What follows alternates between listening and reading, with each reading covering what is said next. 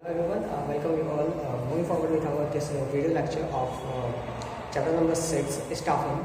And in this lecture we are going to discuss about the second element of staffing, that is selection. Okay, so in my previous lecture, as I have discussed about the different types of elements, there I have stated, not discussed much. In my previous lecture I have discussed only one element. That element was what? That element was recruitment. And in this video lecture I will discuss selection. Okay, so moving forward with the selection and the recruitment or selection and training, first of all we will discuss about the selection, that what is selection and what is its definition, what is its process. Okay, listen carefully. Selection is a very important, you can say that the most important process और element of staffing. ठीक है, selection जो है हमारा वो staffing का बहुत ही हम बोल सकते हैं बहुत ही उम्दा, बहुत ही ज़रूरी प्रोसेस आता है. क्योंकि सिलेक्शन में हम क्या करते हैं, सिलेक्शन में जनरली हम अपने सबसे काबिल जो भी एप्लीकेशंस हमारे पास आए हैं, जो भी रिक्रूटमेंट के लिए लोग हमारे पास आए हैं, उन सभी लोगों में से सबसे काबिल बंदे की हम पहचान करते हैं, सबसे काबिल पर्सन को हम खोजते हैं. किस प्रोसेस में? सिलेक्शन प्रोसेस में. तो जैसा कि आप बोर्ड पे लिख पा रहे हैं, the process of discovering most promising and most suitable candidate to fill the vacant job position is selection. मतलब हम ऐसे पर्सन का चुनाव करते हैं जो हमारे वैकेंट जॉब पोजीशन के लिए मोस्ट सुटेबल है, मोस्ट फेवरेबल है, जिसके पास जो भी वैकेंट जॉब पोजीशन है उससे मिलती जुलती क्वालिटी है. तो ऐसे लोगों का जब हम चुनाव करते हैं तो इसी प्रोसेस को क्या कहते हैं, इसी प्रोसेस को हम सिलेक्शन कहते हैं. अब आगे बढ़ते हैं. देखिए, it is an negative process. ठीक है, हमारा जो सिलेक्शन है वो क्या है, सिलेक्शन हमारा जो है वो नेगेटिव प्रोसेस है. इसके पीछे का रीज़न भी समझ लीजिए, तर्क जान लीजिए. इसके पीछे का रीज़न बस इतना ही है कि हम लोग सिलेक्शन में क्या करते हैं, सिलेक्शन में हम लोग ज़रूरत से ज़्यादा, मतलब ज़रूरत वाले लोगों को रखते हैं और ज़रूरत से ज़्यादा लोगों को निकाल देते हैं. मतलब क्या है कि हम जिन लोगों को सेलेक्ट करते हैं उनका नंबर काफ़ी कम होता है उससे कि जितने लोगों को हमने रिजेक्ट कर दिया, हमने वापस भेज दिया. ठीक है, जैसे सपोज दैट अगर 10 जॉब पोजीशन है और 100 कैंडिडेट हैं तो हमने 10 को सेलेक्ट किया, 90% को हमने वापस भेज दिया, रिजेक्ट कर दिया. तो इसीलिए जो सिलेक्शन प्रोसेस है मेरा, सिलेक्शन प्रोसेस क्या है, selection is an negative process. ठीक है, सिलेक्शन हमारा एक नेगेटिव प्रोसेस है और उसके पीछे पार्टिकुलरली रीज़न हमारा ये है कि हम सिलेक्शन में काफ़ी कम बंदों को अपने साथ आगे लेके बढ़ते हैं और बहुत सारे बंदों को हम पीछे छोड़ देते हैं, हम रिजेक्ट कर देते हैं. ठीक है, तो अब सिलेक्शन के बारे में बात करते हैं कि जो सिलेक्शन है ये मतलब इसका प्रोसेस क्या है. ठीक है, तो सिलेक्शन प्रोसेस में पहले समझिए, सिलेक्शन प्रोसेस में 8 स्टेप्स हैं. कितने स्टेप्स हैं टोटल? 8 स्टेप्स हैं. जैसे पहला प्रीलिमिनरी स्क्रीनिंग. अब एक एक करके हम लोग जो है हर एक स्टेप्स को देखते हैं. ठीक है, ये टोटल हमारे जो 8 स्टेप्स हैं, तो एक एक करके हम लोग हर एक स्टेप्स को देखते हैं. तो पहला स्टेप क्या है, प्रीलिमिनरी स्क्रीनिंग. ठीक है, प्रीलिमिनरी स्क्रीनिंग में आप इस बात को ध्यान रखिए कि कैंडिडेट जो भी जॉब के लिए जो है इंटरेस्टेड है, जब भी ऐसा कैंडिडेट जो है अपनी CV, अपना रिज्यूम, अपना बायोडेटा कंपनी में सबमिट करेगा, किस लिए, अब उस वैकेंट जॉब पोजीशन को भरने के लिए, तो ऐसे में समझिए, ऐसे में जब कंपनी उस एप्लीकेंट का CV रीड करेगी. ठीक है, एप्लीकेंट का CV मतलब कि जो भी आपने बायोडेटा, जो भी रिज्यूम जो है कंपनी में सबमिट हुआ है एप्लीकेंट का, तो उस CV के बिहाफ पे जब छटनी करेगी. ठीक है, CV के बिहाफ पे जैसे मान लीजिए कि अगर किसी कंपनी में अकाउंटेंट की ज़रूरत है. ठीक है, अकाउंटेंट की ज़रूरत है, तो बेसिकली उस कंपनी में किन लोगों की ज़रूरत होगी, उस कंपनी में ज़रूरत होगी बेसिकली जिनके पास कॉमर्स का इन्फॉर्मेशन है. ठीक है, जिनके पास कॉमर्स का इन्फॉर्मेशन है तो उन्हीं लोगों की ज़रूरत होगी. तो जो लोग कॉमर्स ग्रेजुएट होंगे उन्हीं को कंपनी सेलेक्ट करेगी, और जिन्होंने कॉमर्स से ग्रेजुएशन नहीं किया है, साइंस से किया है, आर्ट्स से किया है, तो कंपनी उनको वहीं पे उनके CV को देखते ही जो है बाहर कर देगी. मतलब प्रीलिमिनरी स्क्रीनिंग, मतलब आप जो है कंपनी में अभी फिजिकली अपीयर ही नहीं हुए, लेकिन आपकी चेकिंग वहाँ पे चालू होगी. ठीक है, तो आपकी चेकिंग वहाँ पे चालू कैसे होगी, जो भी रिकॉर्ड, जो भी डेटा आपने कंपनी में जमा किया है विथ योर CV, मतलब रिज्यूम में जो भी आपने अपना डेटा कंपनी में जमा किया, उसके बिहाफ पे जब कंपनी जो है छटनी करती है, कंपनी जब वहाँ पे ये छांटती है कि कितने लोगों के साथ आगे बढ़ सकते हैं और कितने लोगों को वापस भेजेंगे, तो इसको कहते हैं क्या, प्रीलिमिनरी स्क्रीनिंग. ठीक है, कि कैंडिडेट अभी सामने नहीं आया, उसके पहले से ही हमने उसके बारे में जांच पड़ताल शुरू कर दी, जो हमारी कंपनी के लिए, मतलब हमारी कंपनी के वैकेंट जॉब पोजीशन से जिसका CV, जिसकी क्वालिफिकेशन मैच कर रही है, उसको लेके हम आगे बढ़ेंगे, और जिनकी मैच नहीं कर रही है उनको वापस कर देंगे. ठीक है, नेक्स्ट है आपका सिलेक्शन टेस्ट. ठीक है, तो सिलेक्शन टेस्ट में समझिए, सिलेक्शन टेस्ट में बेसिकली डिफरेंट टाइप के टेस्ट परफॉर्म किए जाते हैं, ठीक है। एक कंपनी क्या करती है, सिलेक्शन टेस्ट में जो है डिफरेंट तरीके के टेस्ट परफॉर्म करती है।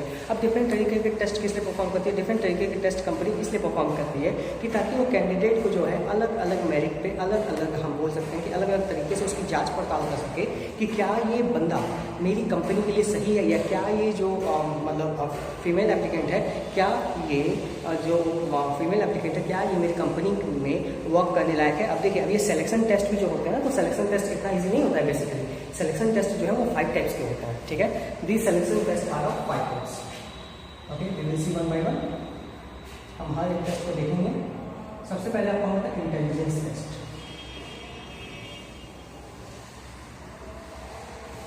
सबसे पहले आपका क्या होता है, सबसे पहले होता है आपका इंटेलिजेंस टेस्ट। तो बेसिकली इसमें क्या होता है, इसमें कंपनी चेक करती है कि जो भी एप्लीकेंट आया है क्या वो साउंड माइंड का है, ठीक है, क्या उसका मतलब प्रेजेंस ऑफ माइंड कैसा है, ठीक है, मतलब उसका आईक्यू लेवल कितना है। तो आईक्यू लेवल को चेक करने के लिए डिफरेंट करंट अफेयर से रिलेटेड क्वेश्चंस पूछे जाते हैं, जैसे who is the finance minister of India, who is the current, you can say that the defence minister of India. तो बेसिकली कुछ नॉर्मल क्वेश्चंस होते हैं जो आपके करंट अफेयर्स से रिलेटेड होते हैं या करंट ग्लोबल वर्ल्ड से रिलेटेड होता है। तो ऐसे क्वेश्चंस को पूछ के उसका प्रेजेंस ऑफ माइंड, उसका साउंड माइंड चेक किया जाता है कि क्या मतलब जो भी एप्लीकेंट हमारे सामने है तो क्या उसका आईक्यू लेवल सही है। अगर आईक्यू लेवल सही है तो फिर ओके है, अगर सही नहीं है तो उसको वहीं पे वापस कर दिया जाता है। फिर एक इंटेलिजेंस टेस्ट को पास करने के बाद एक और टेस्ट होता है, वो होता है एप्टीट्यूड टेस्ट, ठीक है। नेक्स्ट है आपका एप्टीट्यूड टेस्ट। तो एप्टीट्यूड्स में बेसिकली जनरली होता ये है कि यहाँ पे जनरल मैथ्स के प्रॉब्लम्स दिए जाते हैं। जनरल मैथ्स के प्रॉब्लम जैसे एवरेज हो गया, ठीक है, एचसीएफ एलसीएम हो गया। तो बेसिकली यहाँ पे न्यूमेरिकल एक्यूरेसी चेक करी जाती है, ठीक है। न्यूमेरिकल एक्यूरेसी चेक करी जाती है कैंडिडेट की कि क्या वो न्यूमेरिकल एक्यूरेसी को सही से निकाल पाता है, या क्या मतलब उसके मैथमेटिक्स कैसे हैं, उसका न्यूमेरिकल एक्यूरेसी कैसा है। इसको चेक करने के लिए यहाँ पे एक और टेस्ट किया जाता है जिसको हम कहते हैं क्या, एप्टीट्यूड टेस्ट, ठीक है। फिर इसके बाद एक तीसरा टेस्ट होता है और इस टेस्ट को हम लोग कहते हैं पर्सनालिटी टेस्ट,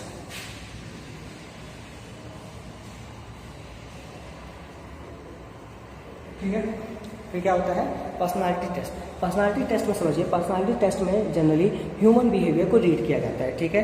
ह्यूमन बिहेवियर को रीड किया जाता है, मतलब उसके सामने डिफरेंट कंडीशंस रखे जाते हैं, डिफरेंट सिचुएशंस रखी जाती हैं इस चीज़ को चेक करने के लिए कि एक पर्सन जो है कितना काम है, ठीक है, वो किसी भी सिचुएशन में कितना काम है। जैसे जब मैं एक कंपनी में इंटरव्यू देने गया था तो वहाँ पर मुझसे पूछा गया था, सपोज, ठीक है, मुझसे पूछा गया था, suppose if someone is trying to back stab you, मतलब कोई आपके पीछे जो है बुराई करे जा रहा है, आपकी टांग खिंचाई किए जा रहा है, तो आप उसके साथ कैसे हैंडल करोगे, आप उसको कैसे डील करोगे।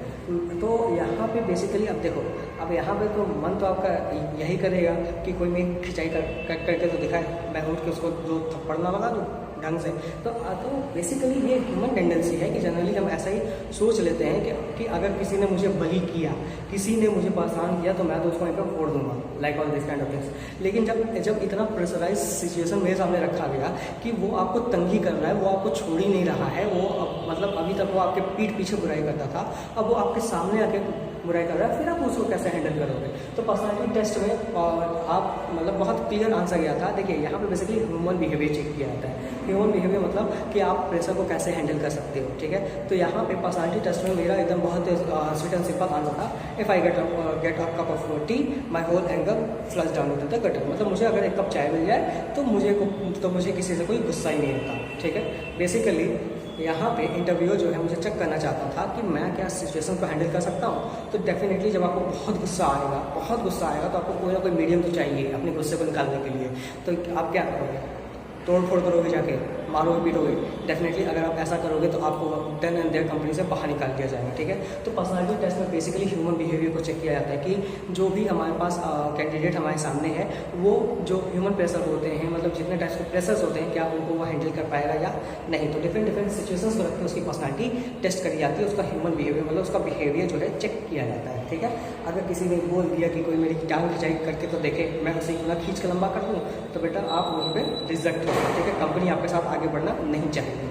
फिर आपका जो तीसरा टेस्ट आता है, फिर आपका तीसरा टेस्ट होता है ट्रेड टेस्ट।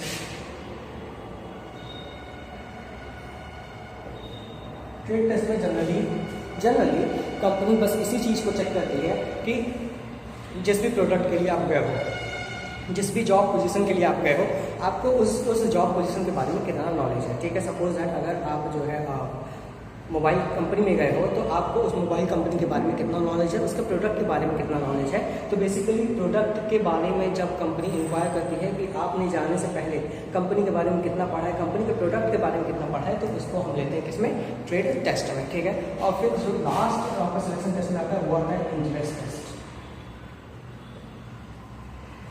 क्या आता है, इंटरेस्ट टेस्ट आता है, ठीक है। तो इंटरेस्ट टेस्ट में बेसिकली होता ये है कि यहाँ पे कैंडिडेट का इंटरेस्ट चेक किया जाता है कि क्या जो कैंडिडेट हमारे सामने बैठा है, क्या वो कंपनी में वर्क करना चाहता है या वर्क करना नहीं चाहता, मतलब क्या वो एमी आया या वो सीरियसली आया है, ठीक है। तो इसके लिए भी डिफरेंट सिचुएशंस उसके सामने रखी जाती हैं, जैसे कि अगर आप कंपनी में वर्क कर रहे हैं और कल ही आपको किसी दूसरी कंपनी से कॉल आया और काफ़ी अच्छे पैकेज के लिए आया, फिर आप क्या करोगे। तो डिफरेंट सिचुएशंस रख के जो है कैंडिडेट से सवाल पूछे जाते हैं, उसके इंटरेस्ट को चेक किया जाता है कि क्या इंटरेस्ट, क्या कैंडिडेट सचमुच में कंपनी में वर्क करना चाहता है या वर्क करना नहीं चाहता। तो ये 5 तरीके के टेस्ट होते हैं आपको किसमें, सिलेक्शन टेस्ट में, ठीक है। तो सिलेक्शन टेस्ट को फिर से समझिए। Selection test, there are 5 test conducted under the selection test to check the applicant on various levels. The first level is intelligence test. It is conducted to check the IQ level of the candidate. Okay, frequent current affairs questions has been asked to know that whether the candidate is of sound mind or of unsound mind.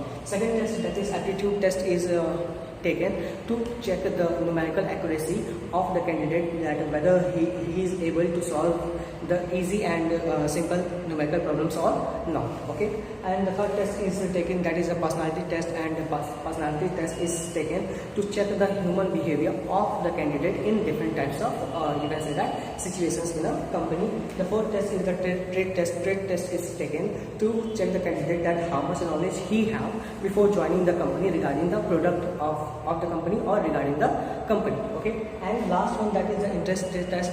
This interest test is taken by the company to check whether the candidate is interested or not to work for the company, ठीक है, कि company में कितना दिन तक वो टिकेगा, ठीक है। whether the candidate is going to join the company for long run or short run, these type of things are being checked under the interest test, ठीक है। फिर आपका आता है एम्प्लॉयमेंट इंटरव्यू, ठीक है, जिसने प्रीलिमिनरी क्वालिफाई कर गया वो सिलेक्शन टेस्ट के लिए जाएगा, और सिलेक्शन टेस्ट जिसने क्वालिफाई कर गया तो वो फिर एम्प्लॉयमेंट इंटरव्यू के लिए जाएगा, ठीक है। तो एम्प्लॉयमेंट इंटरव्यू में समझिए क्या होता है। जो तीसरा स्टेप है आपका एम्प्लॉयमेंट इंटरव्यू, तो एम्प्लॉयमेंट इंटरव्यू में बेसिकली एक पैनल बैठा होता है, ठीक है। जो लोग वहाँ पे पहले से ही वर्क कर रहे हैं, मैनेजमेंट का एक पैनल बैठा होता है, वो उनसे डिफरेंट तरह के क्वेश्चंस पूछता है, डिफरेंट फील्ड से रिलेटेड या उस पार्टिकुलर कैंडिडेट के फील्ड से रिलेटेड डिफरेंट टाइप्स के क्वेश्चन पूछे जाते हैं, और उन क्वेश्चंस के आंसर्स को जो है जज किया जाता है इसमें, इस एम्प्लॉयमेंट इंटरव्यू में, ठीक है। बेसिकली एक पूरा पैनल बैठता है, ठीक है, मैनेजमेंट का एक पूरा पैनल बैठता है कि जो कैंडिडेट को डिफरेंट ग्राउंड्स पे जज करता है, ठीक है। डिफरेंट ग्राउंड्स पे जज करता है, मतलब कि जो कैंडिडेट आपके सामने बैठा है उस कैंडिडेट को जो है उसकी फील्ड के बारे में कितना नॉलेज है, वो कितना इंटरेस्टेड है, क्या वो वर्क को कर पाएगा या नहीं कर पाएगा। तो ये आपका आता है इसमें एम्प्लॉयमेंट इंटरव्यू, ठीक है। फोर्थ है आपका चेकिंग रेफरेंसेस एंड बैकग्राउंड, मतलब क्या है, अब जब एम्प्लॉयमेंट इंटरव्यू में आपने चेक कर लिया कि जो कैंडिडेट है भाई वो वर्क करने लायक तो है, मतलब वो कंपनी में वर्क कर सकता है, तो फिर उसके बाद हम उसका चेक करते हैं रेफरेंसेस एंड बैकग्राउंड, मतलब कहाँ से वो कैंडिडेट हमारी कंपनी में आया है, ठीक है। डिफरेंट टाइप्स के मतलब हमने पढ़े थे, डिफरेंट टाइप्स के एक्सटर्नल है, ठीक है। तो एक्सटर्नल में हम मान के चलते हैं प्लेसमेंट एजेंसी ने जो है उस कैंडिडेट को भेजा था, तो फिर हम क्या करेंगे, फिर हम उस प्लेसमेंट एजेंसी से कंसल्ट करेंगे कि आपने जो है जिस कैंडिडेट को भेजा है, रेफर किया है, आप उसके बारे में पूरी डिटेल बताइए, और फिर हम उसके बैकग्राउंड को चेक करेंगे कि जो इन्फॉर्मेशन, देखिए यहाँ पे चेकिंग रेफरेंसेस एंड बैकग्राउंड में बेसिकली होता ये है कि कैंडिडेट की पूरी जानकारी जो है वो देखी जाती है, मतलब कैंडिडेट ने जो अपना पर्सनल इन्फॉर्मेशन अपने बायोडेटा, अपने रिज्यूम या सीवी पे मेंशन किया है, क्या वो सब सही है या सही नहीं है। जैसे कैंडिडेट ने जो एड्रेस अपने रिज्यूम में मेंशन किया है, तो क्या कैंडिडेट उसी जगह पे रहता है या नहीं रहता है। जो भी इन्फॉर्मेशन उसने बेसिकली कंपनी को दी है उन सभी की क्रॉस चेकिंग होती है। ऐसे समझिए, the information which is provided by the candidate on his CV और on his resume, all these informations are cross checked by the company, ठीक है। तो तो अब हमने चेकिंग भी कर लिया, चेकिंग भी करके हम पा रहे हैं कि भाई सब चीज़ सही है।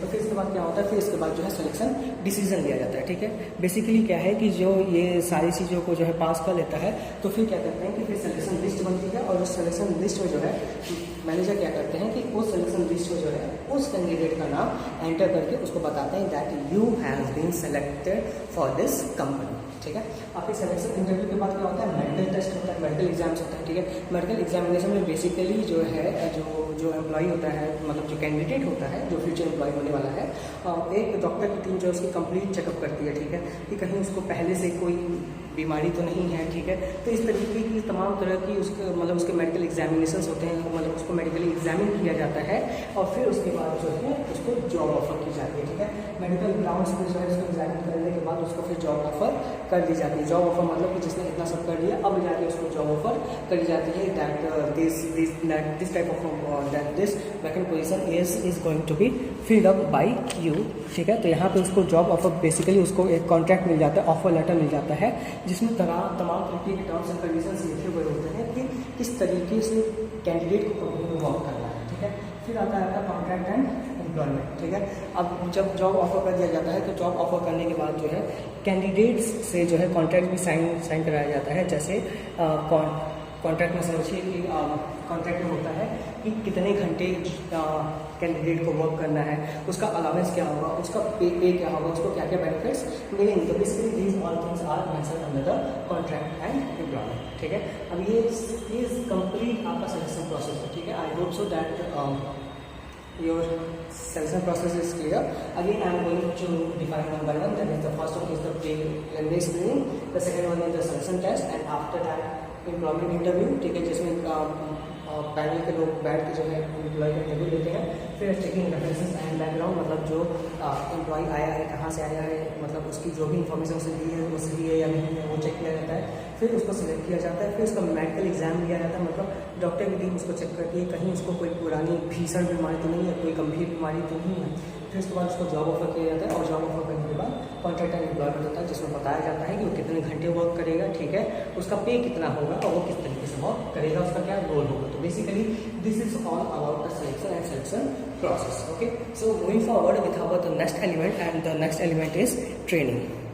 चलिए अपने वीडियो लेक्चर में आगे बढ़ते हैं, और फिर हम बात करते हैं जो हमारा तीसरा एलिमेंट है, तीसरा और लास्ट एलिमेंट है, वो है ट्रेनिंग। ठीक है, बेसिकली आपके बुक में दिया है ट्रेनिंग एंड डेवलपमेंट। ठीक है, दोनों आपके एक ही एलिमेंट आते हैं, ट्रेनिंग और development, they both are the same things, not very different. Okay, so basically we combinedly state that training and development. So dealing with that, we should know what is the meaning of training and what is the meaning of development. ठीक है, तो जब हम training के बारे में बात करते हैं तो ट्रेनिंग समझिए equipping the employees with the required skill to perform the job।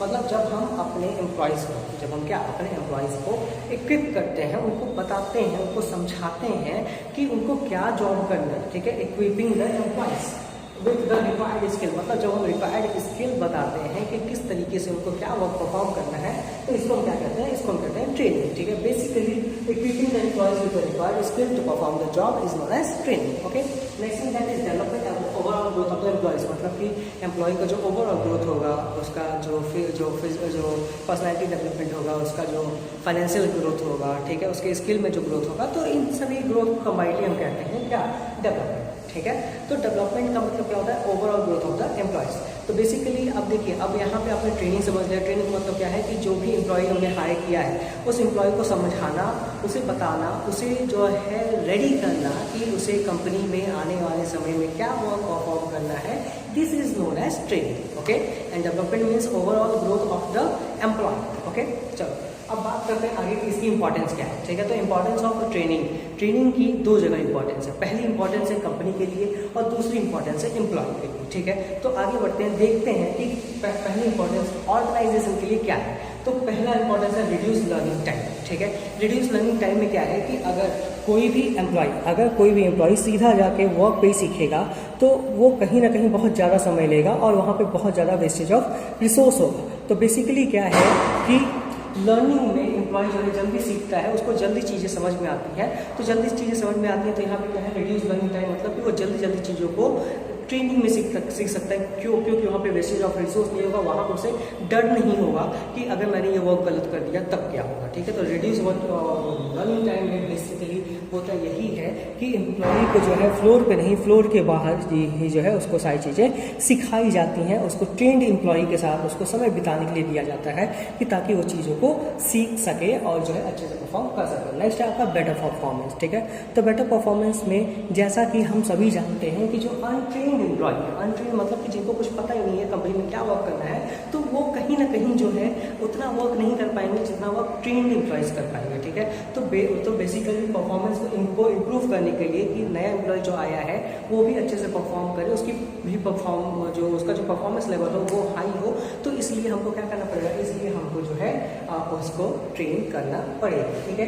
Third है आपका एटीट्यूड फॉर्मेशन। एटीट्यूड फॉर्मेशन में जनरली होता ये है कि ट्रेनिंग के ही समय में, ठीक है, ट्रेनिंग के ही समय में जो है एम्प्लॉय का जो माइंड सेटअप होता है उसके माइंड सेटअप को जो है मोटिवेट किया जाता है, फोल्ड किया जाता है, मोल्ड किया जाता है कंपनी के ऑर्गेनाइजेशन में, ठीक है। मतलब अगर आप किसी को बस हायर किया और सीधा उसको वर्क पे लगा दिया तो यहाँ पे क्या होगा, यहाँ पे जो है इसे पता ही नहीं होगा कि वो कंपनी के लिए वर्क करे कि अपने लिए वर्क करे। तो बेसिकली एटीट्यूड फॉर्मेशन में, ट्रेनिंग में जो है जो भी ट्रेनर्स होते हैं उनको अच्छा खासा टाइम मिल जाता है कि वो जो नया एम्प्लॉय आया है उसके माइंड को वो मोल्ड कर सकें, मोटिवेट कर सकें कि उसे जो है ज़्यादा से ज़्यादा वर्क किसके लिए करना है, उसे ज़्यादा से ज़्यादा वर्क करना है, अच्छे तरीके से वर्क करना है, बेसिकली पॉजिटिव वे में वर्क करना है कंपनी के लिए। तो इस तरीके का जो एटीट्यूड फॉर्मेशन होता है तो वो भी हम जो है ट्रेनिंग के ही समय में कर पाते हैं, ठीक है।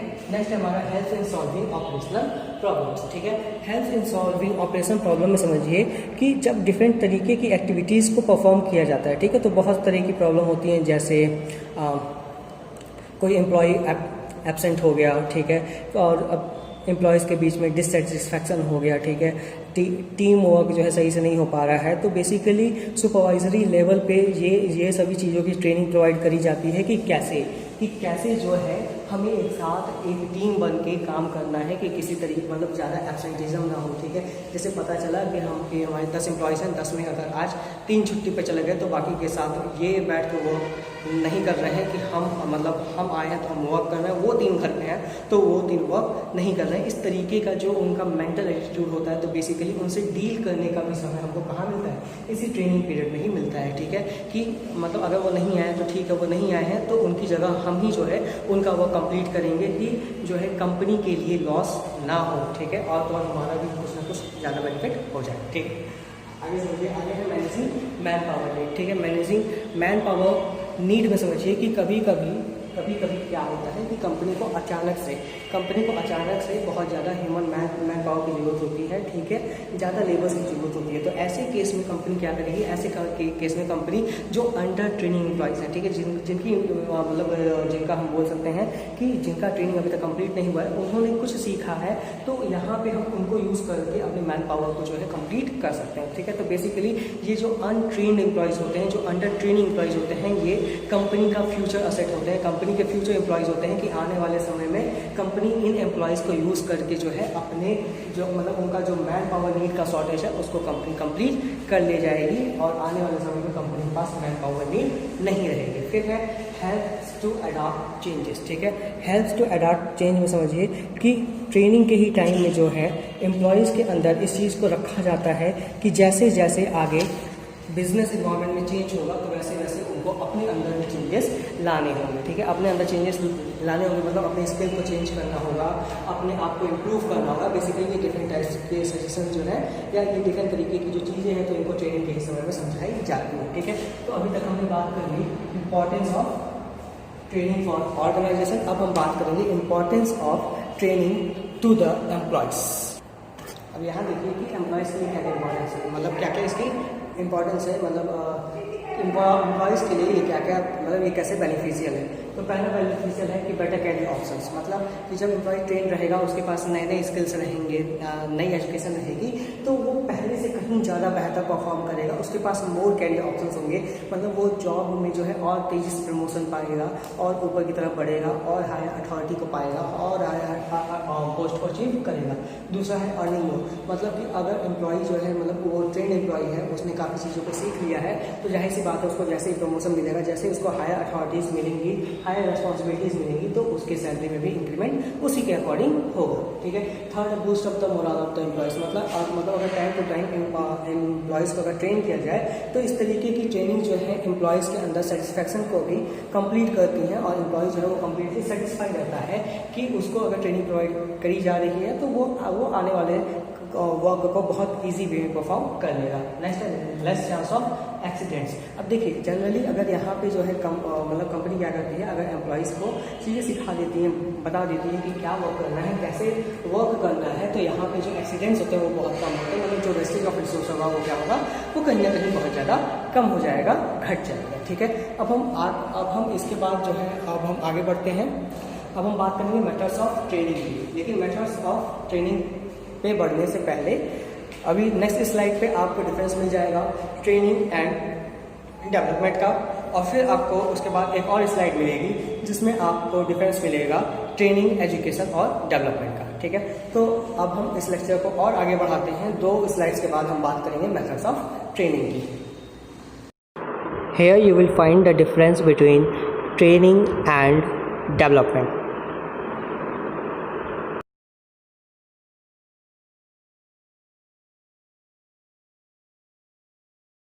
Here you will find the difference between training, education and development.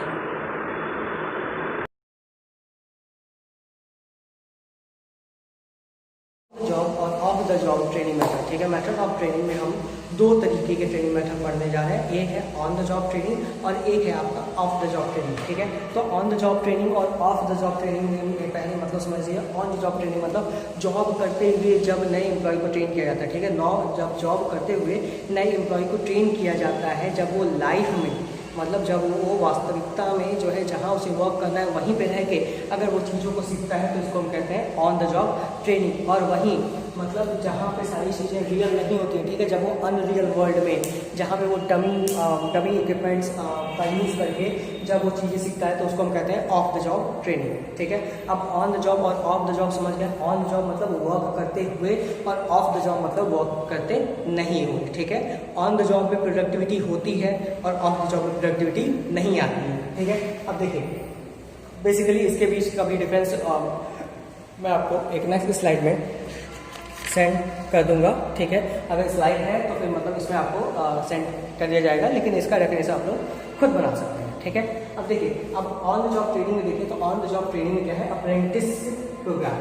ठीक है। अप्रेंटिसशिप प्रोग्राम में समझिए इसमें जनरली होता ये है कि जो नया एम्प्लॉई है, ठीक है, जो नया एम्प्लॉई है उसको पुराने एम्प्लॉई के साथ जो है बैठा दिया जाता है, मतलब पुराने एम्प्लॉई के अंदर उसको गाइडेंस में डाल दिया जाता है कि जो पुराना एम्प्लॉई है वो क्या करेगा, वो जैसे जैसे वर्क करेगा उसके वर्किंग स्टाइल को देख के नया एम्प्लॉई सीखेगा। ठीक है। अब जैसे कि आप समझिए ये सभी काम जो है मैन्युफैक्चरिंग यूनिट्स में ज़्यादा होते हैं। मैन्युफैक्चरिंग यूनिट्स में मतलब कि जैसे मैं मान लूँ कि कार मैन्युफैक्चरिंग सेक्टर है, ठीक है, तो कार मैन्युफैक्चरिंग इंडस्ट्री जो है तो वहाँ पे जितने भी नए एम्प्लॉयज़ को हायर किया जाएगा तो उन सभी एम्प्लॉयज़ को मतलब मैक्सिमम लोगों को जो पहले से ट्रेंड एम्प्लॉयज़ हैं उनके अंदर में उनको पुट कर दिया जाएगा कि जैसे जैसे ट्रेंड एम्प्लॉयज़ एक कार को मैन्युफैक्चर करने के लिए पार्ट्स को ऐड ऑन करते हैं, ठीक है, पार्ट्स को ज्वाइंट करते हैं, तो उनको देख के जो है क्या करेगा कि नया एम्प्लॉय सीखेगा। ठीक है। बेसिकली जब पुराने और ट्रेंड एम्प्लॉय के अंडर में नए एम्प्लॉय को रख के ट्रेनिंग प्रोवाइड करी जाती है, उनको वर्क सिखाया जाता है, तो इसको हम कहते हैं अप्रेंटिसशिप प्रोग्राम। ठीक है।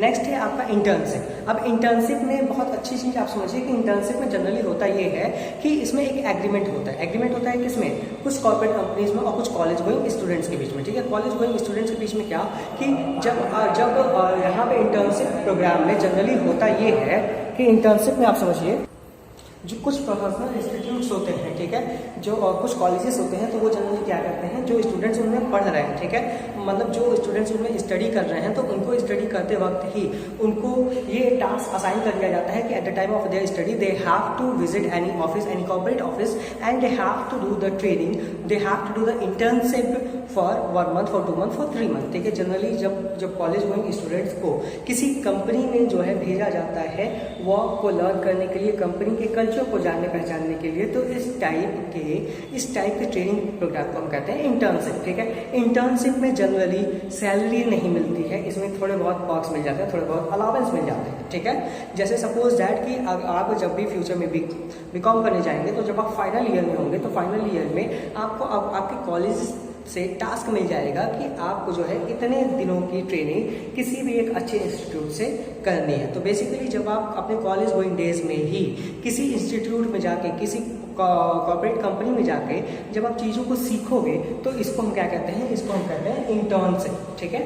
मतलब आप जो है ऑफिशियली हायर नहीं किए गए हो, ठीक है, आप एज एन इंटर्न गए हो, मतलब आप सीखने के पर्पज से गए हो, ठीक है। तो इसको हम क्या कहते हैं, इंटर्नशिप प्रोग्राम कहते हैं। फिर इंडक्शन और ओरिएंटेशन ट्रेनिंग। तो इंडक्शन एंड और ओरिएंटेशन ट्रेनिंग में बेसिकली होता ये है कि एम्प्लॉयज़ को जो नया एम्प्लॉय है उसको कंपनी से इंट्रोड्यूस किया जाता है। कंपनी से इंट्रोड्यूस किया जाता है मतलब क्या, कि कंपनी में रह रहे जितने भी पुराने एम्प्लॉयज़ हैं उनसे इंट्रोड्यूस किया जाता है, उनको बताया जाता है कि अब से ये बंदा भी हमारे ही यूनिट का एक पार्ट है, और हमारे यूनिट के साथ साथ ये अब क्या करेगा कि ये वर्क करेगा। बेसिकली जो नया एम्प्लॉय है उसको कंफर्टेबल फील कराया जाता है, उसको क्या फील कराया जाता है, उसको कंफर्टेबल फील कराया जाता है कि वो कंपनी में आकर उसको ऐसा नहीं लगे कि वो किसी एलियन जगह पे आ रहा है, ठीक है। तो बेसिकली नए एम्प्लॉय को कंफर्टेबल फील कराने की जो ट्रेनिंग प्रोवाइड की जाती है, जो पुराने और नए एम्प्लॉयज़ के बीच में जो रिलेशनशिप इस्टेब्लिश किया जाता है, तो वो जनरली आपका होता है कि इसमें इंडक्शन और ओरिएंटेशन ट्रेनिंग, ठीक है। अब हम बात करते हैं अपने इस चैप्टर के लास्ट टॉपिक पे, जो कि है आपका ऑफ द जॉब ट्रेनिंग। तो ऑफ द जॉब ट्रेनिंग में आपका केवल एक ही मेथड आता है, वो है वेस्टिबल स्कूल, ठीक है। वेस्टिबल स्कूल में बेसिकली हम डमी इक्विपमेंट्स का यूज़ करते हैं।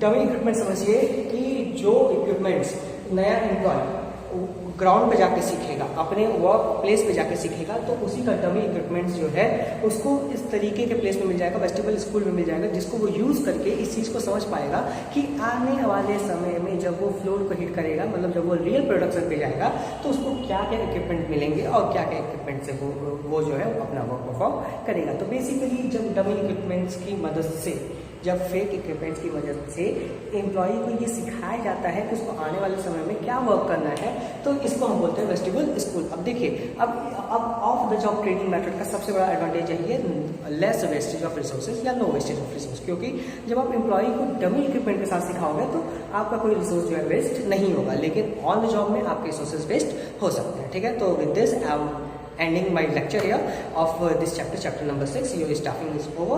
We will meet very soon in our next lecture video of Dynamic. Okay, so till then, stay home, stay safe, God bless you all, and if you have any problem, feel free to reach out to me. Thank you. Here you will find the difference between on the job training method and off the job training method. Thank you.